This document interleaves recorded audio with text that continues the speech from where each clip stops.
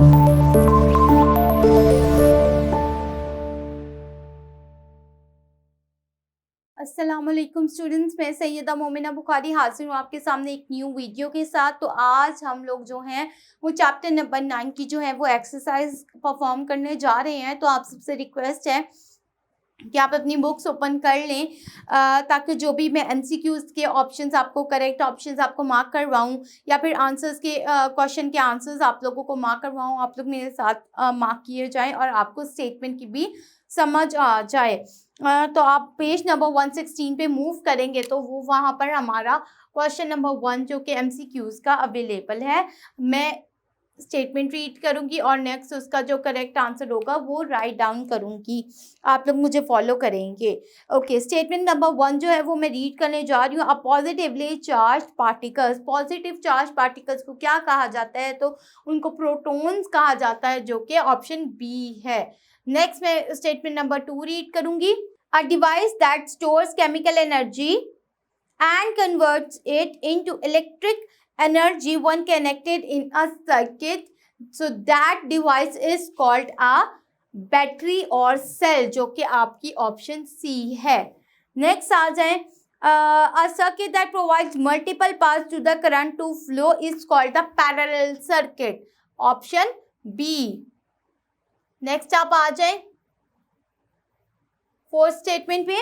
The type of a circuit used in domestic wiring, domestic wiring में आपका कौन सा जो पाथ होता है वो यूज होता है? तो डोमेस्टिक वायरिंग में आप देखिए पैरेलल पाथ जो होता है वो यूज होता है, तो ऑप्शन बी आपका करेक्ट आंसर है।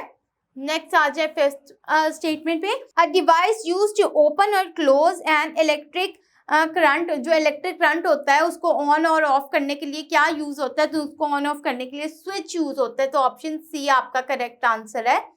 नेक्स्ट पे आप आएंगे ऑप्शन नंबर 6 पे। Increasing the number of batteries, जब आप बैटरीज इंक्रीज कर देंगे तो आपका जो करंट का फ्लो होगा वो भी ज़्यादा होगा और इन द रिजल्ट आपकी जो बल्ब की जो ब्राइटनेस, बल्ब की जो लाइट होगी वो भी ब्राइट होगी, तो option A is your correct answer. Seventh पे मूव ऑन करेंगे तो आपकी ऑप्शन स्टेटमेंट है the current has only one part two flow through, तो उसको हम सीरीज सर्किट कहते हैं, तो option A is your correct answer. तो ये आपके एमसीक्यूज के आंसर्स हैं, आप इनको जो है वो मार्क कर ले ताकि हम जो क्वेश्चन नंबर 2 है उसकी तरफ हम मूव ऑन कर सकें। क्वेश्चन नंबर 2 जो आपके शॉर्ट आंसर्स हैं उसका भी यही इसी तरह से हम करेंगे। स्टेटमेंट रीड करूंगी, अगर तो जो बुक पे होगा वो आपको आंसर दिए गए होंगे, प्रोवाइड किए गए होंगे, तो वहाँ से मार्क कर लेंगे, अदरवाइज मैं आपको बोर्ड पर राइट डाउन करवा दूंगी। तो आप क्वेश्चन नंबर 2 जो है उसकी तरफ आ जाएं, जो कि शॉर्ट आंसर्स हैं। मैं स्टेटमेंट रीड करती हूँ। What is static electricity? आपने स्टैटिक इलेक्ट्रिसिटी की डेफिनेशन यहाँ पर राइट डाउन करनी है। तो अगर आप आ जाएंगे पेज नंबर 111 पे 111 पे, तो इस पे आपका टॉपिक 9.1 अवेलेबल है। यहाँ से मार्क करेंगे the charge produce on an object, यहाँ से द चार्ज प्रोड्यूस, यहाँ से स्टार्ट करेंगे।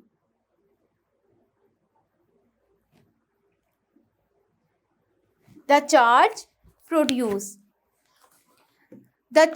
produced on an object remains there at rest. When the charge at rest is gathered on an object, it is known as a static electricity. यहाँ तक जो है question number 1 का answer आप लोग मार्क कर लेंगे। नेक्स्ट हम क्वेश्चन नंबर 2 पे मूव करते हैं। Is series circuit preferably used in home wiring, कि आप जो घर की वायरिंग करते हैं उसमें सीरीज सर्किट कनेक्ट करेंगे या पैरेलल सर्किट कनेक्ट करेंगे? तो हम यहाँ पर लिखेंगे नो। हम घरों में भी जो है वो सीरीज सर्किट हम नहीं लगा सकते, क्योंकि सीरीज सर्किट में एक ही वायर होगी। अब जब एक ही वायर होगी तो एक अगर जो होगी वो उससे एक आप स्विच ऑफ करेंगे तो बाकी सारी लाइट्स ऑफ हो जाएंगी आपकी। तो जबकि हमारे घरों में ऐसा नहीं होता, अगर एक रूम की लाइट आपने ऑफ करनी है तो उसके ऑफ होने से दूसरे रूम की लाइट ऑफ नहीं होगी। अगर एक रूम का फैन आपने ऑफ करना है तो दूसरे रूम का फैन तभी ऑफ होगा जब आप उसका स्विच जो है वो अलग से ही ऑफ करेंगे।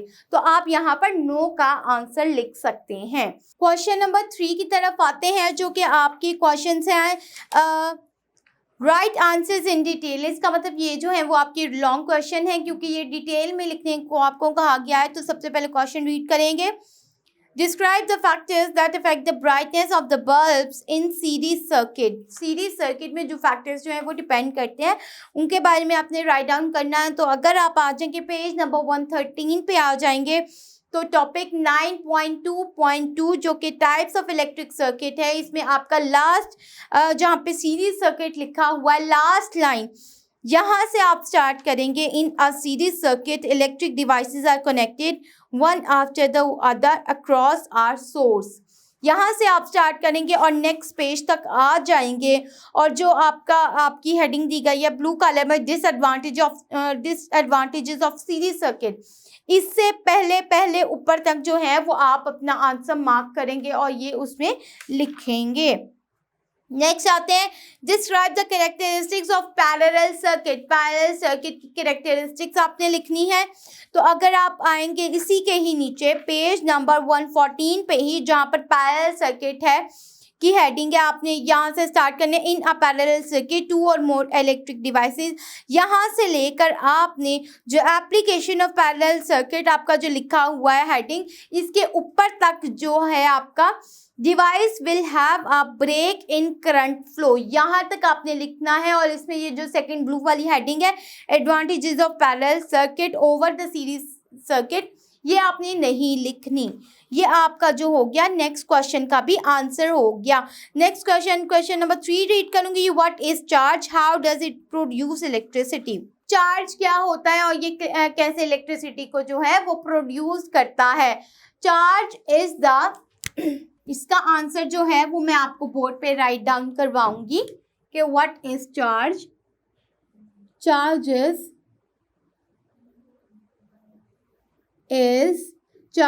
is the component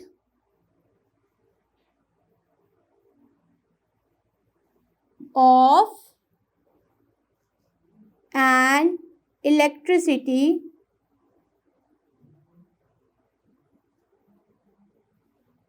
which attracts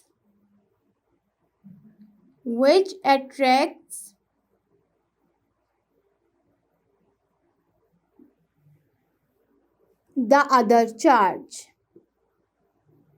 ये आपकी चार्ज की डेफिनेशन है। इसकी जगह आप ऑपोजिट चार्ज लिख लेंगे तो ये आपकी बेटर वे में हो जाएगी definition, opposite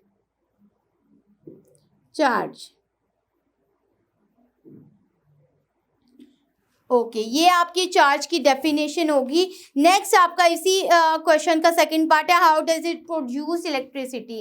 when the charges attract each other they begin flow and when they begin flow they produce the charge. एक इसका भी आंसर जो है मैं आपको इसके आगे लिखवा देती हूँ। When charge move, when charges move towards each other,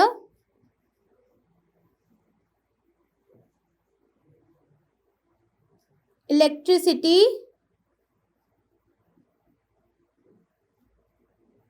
produces। तो ये आपकी जो हो गई क्वेश्चन नंबर 3 का आपका आंसर हो गया, what is charge and how it produce electricity.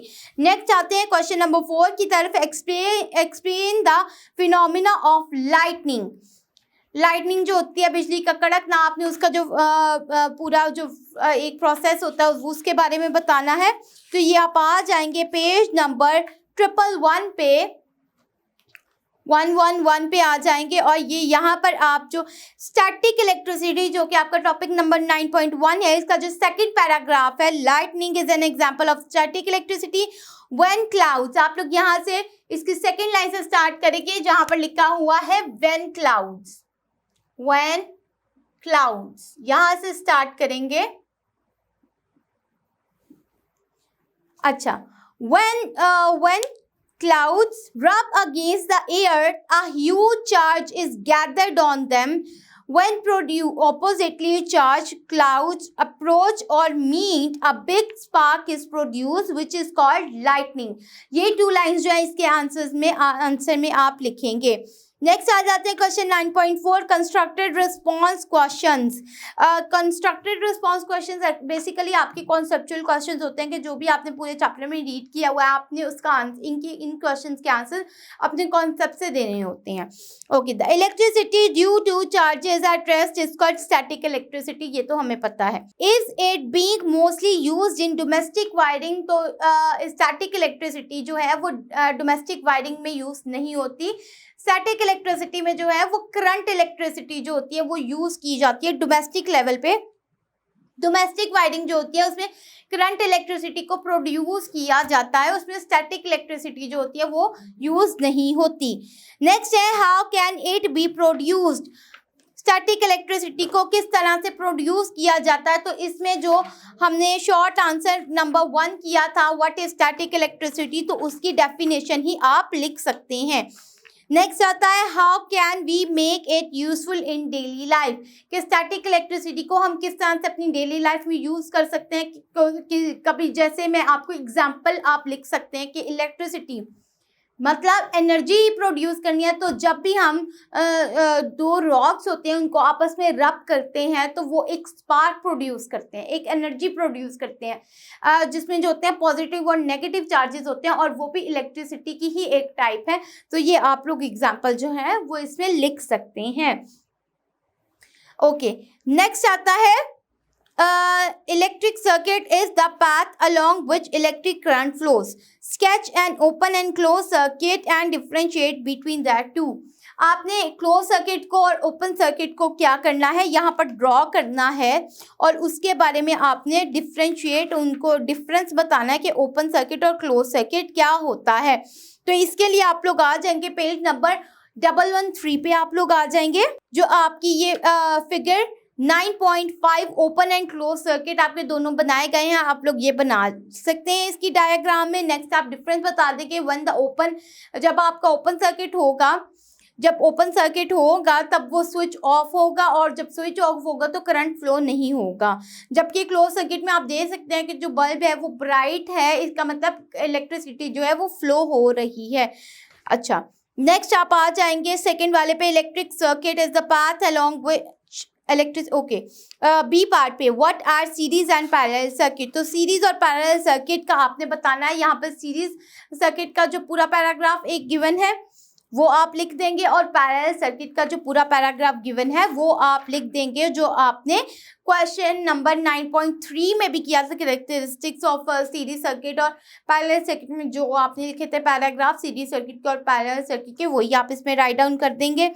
Next आता है describe the advantages of a parallel circuit. Parallel circuit के आपने एडवांटेजेस बताने हैं. तो ये आपके पेज नंबर 114 पे गिवन है. जो आपका factors the affect the brightness of bulb और स्पीड ऑफ मोटर्स. ये इसके ऊपर जो आपकी एप्लीकेशंस ऑफ पैरेलल सर्किट है इसमें आपके जो है 2 in 1.5 लाइन में जो है वो आपका पैरेलल सर्किट के यूज बताया गया है. आप लोग ये लिख सकते हैं. नेक्स्ट आ जाते हैं What type of circuit contains 2 or more branches for the current to flow? Explain. जो जिसमें ज़्यादा पाथ होते हैं करंट की फ्लो होने के लिए वो पैरेलल सर्किट होता है. और इसमें क्यों जो होते हैं वो ज़्यादा पाथ दिए जाते हैं ये आप सबको पता है. मैंने अपनी प्रीवियस वीडियो में जिसमें पैरेलल सर्किट के बारे में बताया था उस मैंने वीडियो में आपको एक्सप्लेन भी किया था. आप लोग वो मेरी वीडियो देख सकते हैं और वहाँ से अपना कॉन्सेप्ट आप लोग क्लियर कर सकते हैं और उसी को ही आप लोग जो है राइट डाउन भी कर सकते हैं. नेक्स्ट आ जाता है draw and interpret simple circuit diagram using symbols. तो इसके लिए आप लोग आ जाएंगे पेज नंबर 113 पे आ जाएंगे. फिगर 9.7 देखेंगे आप लोग. तो उसमें एक सिंपल सर्किट डायग्राम जो है वो ड्रॉ की गई है और ये आप लोग जो है वो लिख लेंगे और यहाँ पे जिस तरह से उन्होंने लेबल भी की हुई है इसको लेबल भी कर देंगे. तो ये आपका क्वेश्चन हो जाएगा और यहाँ तक हमारी एक्सरसाइज जो है वो कंप्लीट हो गई है. इंशाल्लाह ताला नेक्स्ट वीडियो में हम नेक्स्ट चैप्टर जो है वो स्टार्ट करेंगे. तब तक के लिए अल्लाह हाफिज़.